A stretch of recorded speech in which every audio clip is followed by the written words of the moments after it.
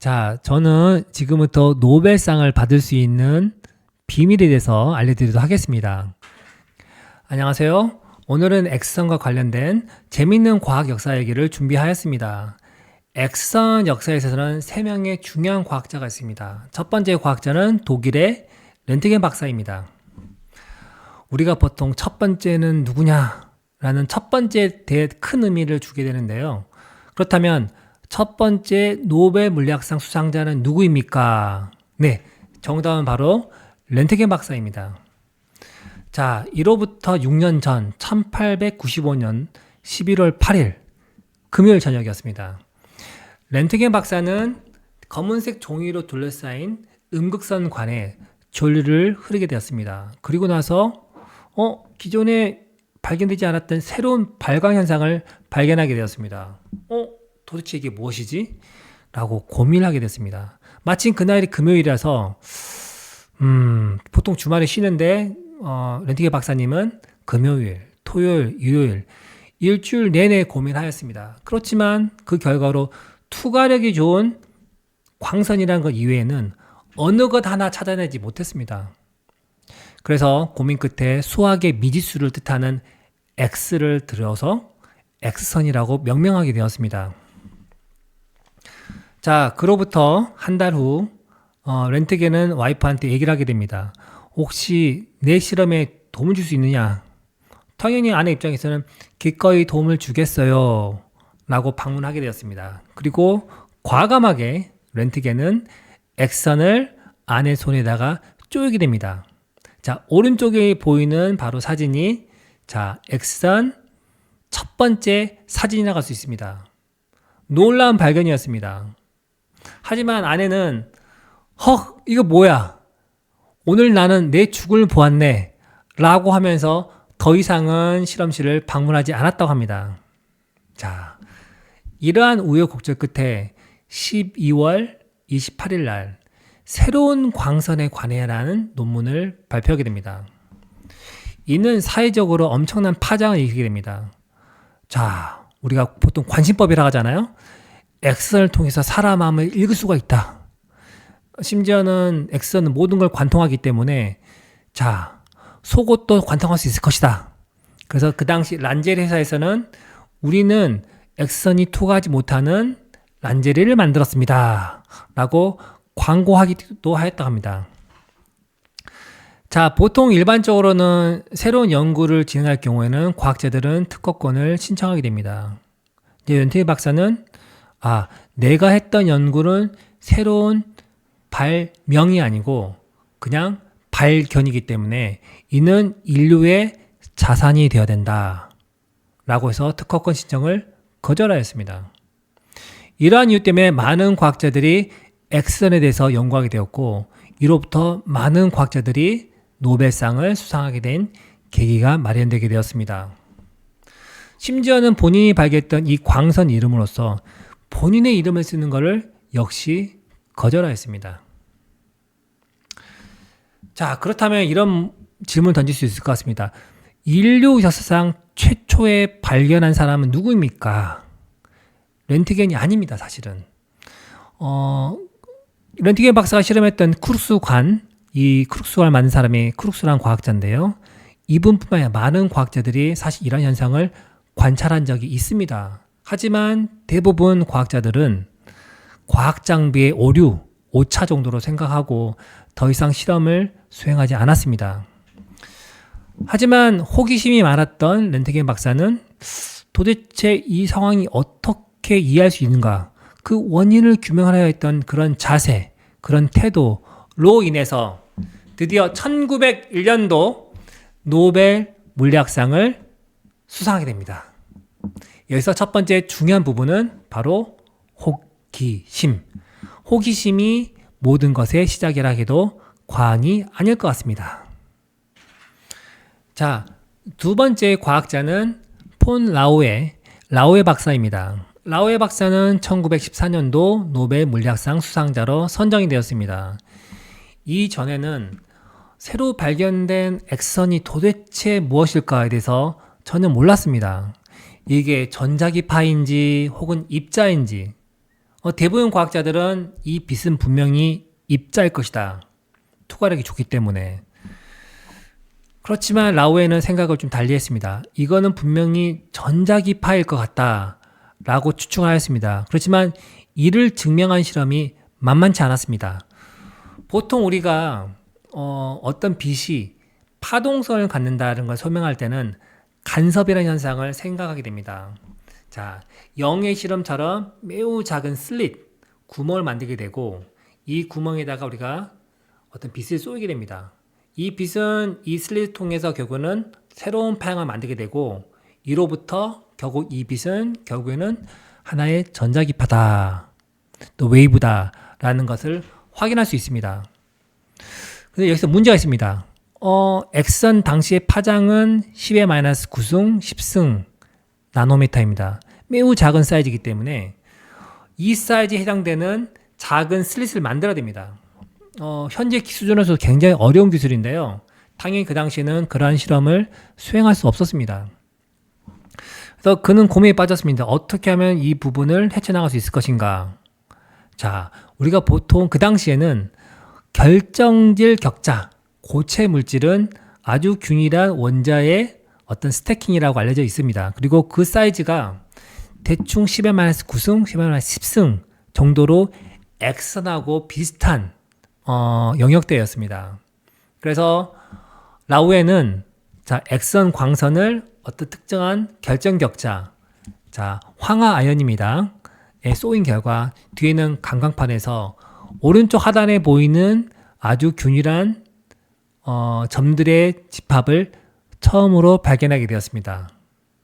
자, 이 실험을 통해서 그는 두 가지 점을 확실하게 명백하게 규명하였습니다. 첫 번째 부분은 엑선은 입자가 아니다.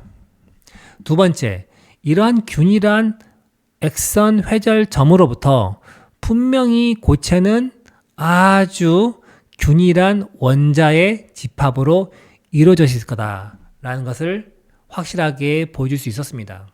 매우 중요한 사실입니다. 이게 바로 이 포인트는 결국에는 엑선을 처음 발견한 사람은 렌트겐 박사이고 엑선 회절 현상을 처음 발견한 사람은 바로 라오에 박사입니다. 라오에 박사 같은 경우는 인생을 돌이켜봤을 때 아주 좋은, 아주 훌륭한 지도 교수를 두었고 아주 훌륭한 지도 학생을 두었습니다. 그의 지도 교수가 그 유명한 막스 플랑크입니다. 우리가 독일에서 가장 최고의 연구소는 막스 플랑크라고 합니다. 그분의 이름을 딴 건데요. 이분으로부터 많은 직관과 실험과 그런 부분들을 공부하였습니다. 그리고 라오에 박사가 본인의 이론을 처음에 제안했을 때 많은 사람들은 믿지 못했습니다. 이후에 나오는 브레그 박사조차도 입자론에 조금 더 신중했던 편이었습니다. 그렇지만 비록 어려운 의견이겠지만 라오에 박사의 두 지도 학생, 한 명은 연구원이었고 한 명은 학생이었습니다. 자, 프리드리히 그리고 니피나 학생들은 끝까지 교수를 믿고 실험을 수행한 결과 결국에는 1914년도 자, 결정격자를 통한 엑선 회절 현상을 발견한 공로가 인정되어서 노벨 물리학상 수상자로 선정되게 되었습니다. 여기서 저희가 살펴볼 내용은 바로 인사이트입니다. 우리가 인사이트라는 것은 어떤 상황에 대해서 정확한 이해를 가지고 이렇게 될 것이라고 추측하는 걸 포함해서 모든 실험 셋업을 포함할 수 있는 아주 중요한 그 스킬을 얘기할 수 있을 것 같습니다. 만약 라우에가 앞선 가정이 없었다 한다면은 도대체 엑선은 입자인지 전자기파인지 설명할 수 없었으며 더불어서 엑선 회전 현상을 관찰할 수 없었을 것 같습니다. 그래서 굉장히 중요한 요소 중에 하나가 바로 인사이트라고 얘기할 수 있을 것 같습니다. 세 번째 과학자는 브래그입니다. 1915년도 노벨 물리학상 수상은 노벨상 역사상 두 가지 큰 의미를 갖고 있습니다. 첫 번째 부분은 부자가 공동으로 수상했던 첫 번째 수상이라는 점입니다. 두 번째 부분은 아들 브래그가 노벨상을 받았을 때 나이가 무려 25살이었습니다. 이 당시 아들 브레그는 박사과정 1년차 했습니다. 제 자신이 굉장히 반성이 되더군요. 나는 과연 박사과정 1년차 때 무엇을 했을까? 라고 고민하게 되었는데요. 자, 이러한 노벨상 수상은 공학 분야 노벨상 수상에 있어서 역대 최연소이고 앞으로도 깨지기 힘든 기록이 아닐까 저는 생각할 수 있을 것 같습니다. 이들의 연구는 다음과 같습니다. 직전에 노벨상을 수상했던 라우의 실험 결과를 바탕으로 회절을 통해서 회절점이 발생하게 된다 한다면 결국에는 이 회절점을 잘 분석하게 된다면 역으로 어떤 결정질 소재의 결정구조, 원자 이치를 분석하지 않을까 라고 생각하게 되었습니다. 어떻게 보면 생각을 뒤집은 거죠. 결국에는 1914년도 11월 11일 날 결정위한 짧은 전자기파의 회절이라는 논문을 발표하게 됩니다. 자, 이 논문을 제가 준비해 보았습니다. 아래 보이는 다음과 같은 M 나무따는 2D 사인 세타. 자, 보통 공학을 하는 친구, 기계공학, 화학공학, 신소재공학, 그리고 화학과 물리과에서는 액선 분석을 통해서 널리 쓰이는 식입니다. 그만큼 중요한 식인데요. 이 간단한 식을 통해서 우리가 원자의 구조, 그리고 원자의 위치를 파악할 수 있는 매우 중요한 단서를 제공하게 되었습니다. 자, 이러한 부분들이 인정이 받아서 결국 1915년도 노벨 물리학상 수상자로 선정이 되었습니다. 이런 질문을 던질 수 있을 것 같습니다. 아버지 브레그가 다 했고 아들 브레그는 소위 말해서 그냥 버스 탄 거 아닙니까? 라고 얘기할 수 있을 것 같습니다. 사실은 그렇지 않습니다. 제가 보여드린 이 두 논문을 보게 되면 아들 브레그가 전적으로 연구를 했구나 라는 것을 알 수가 있을 것 같습니다. 물론 아버지 브레그의 어떤 영향과 또 실험적 기여를 무시하는 건 아닙니다. 그렇지만 브레그 이식을 봤을 때는 저는 적어도 90% 이상은 아들 브레그의 아주 냉철한 판단과 분석에 달려있지 않았나 저는 생각할 수 있을 것 같습니다.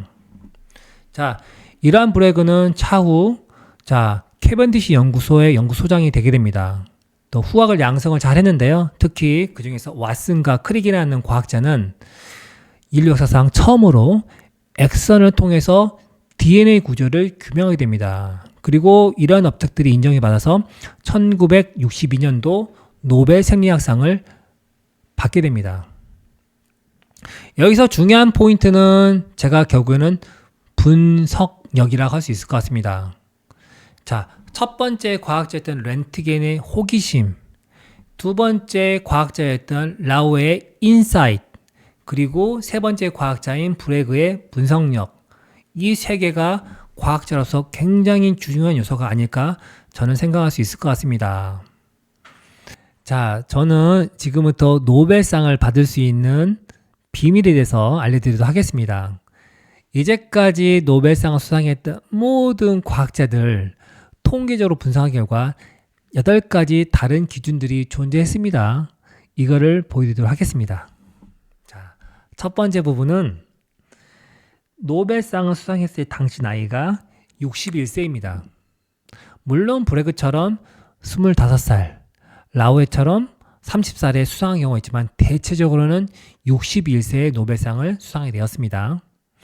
두 번째 부분은 생일을 봤을 경우에는 봄, 여름, 가을, 겨울 중 봄 수상자가 제일 많습니다. 그래서 여러분들이 만약에 본인의 아들과 딸을 노벨상 수상자로 만들고 싶다 한다면 봄을 기억하십시오. 자, 세 번째 부분은 남성 수요자가 그만큼 많습니다. 물론 예외적으로 큐리 부인 같은 경우는 상을 2번 받았습니다. 자, 네 번째 기준은 국적입니다. 아무래도 학문의 원료라고 할 수 있는 영국과 미국의 수상자들이 굉장히 많은 상황은 우리가 확인할 수 있을 것 같습니다. 대학교는 하버드 대학교가 제일 많이 있습니다. 그리고 우리가 결혼 상태는 싱글보다는 결혼해야지 조금 더 안정스럽지 않나 싶어서 결혼한 분들이 수상자 어떤 확률이 더 높습니다. 그리고 우리의 생각과 달리 안경을 쓰지 않아야 됩니다. 대부분 다 안경 쓰지 않았습니다. 그리고 마지막으로는 남성의 경우는 매일 면도를 해야 됩니다. 그래서 우리가 보통 얘기하잖아요. 몸을 잘 가누어야지, 다루어야지 좋은 정신이 생겨서 뭔가 할 수 있다고. 바로 거기 나온 것 같은데요. 이 8가지 조건들이 노벨상을 수상할 수 있는 비밀이라고 할 수 있을 것 같습니다. 예, 맞습니다. 이거는 물론 조금 웃자고 한 얘기입니다.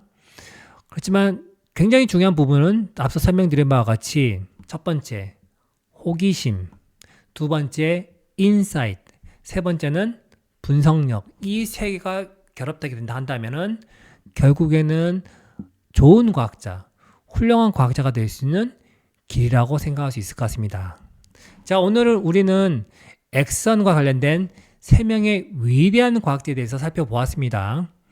다음 시간에는 액선 파트에 대해서 연속적으로 설명하도록 하겠습니다. 예, 수고하셨습니다.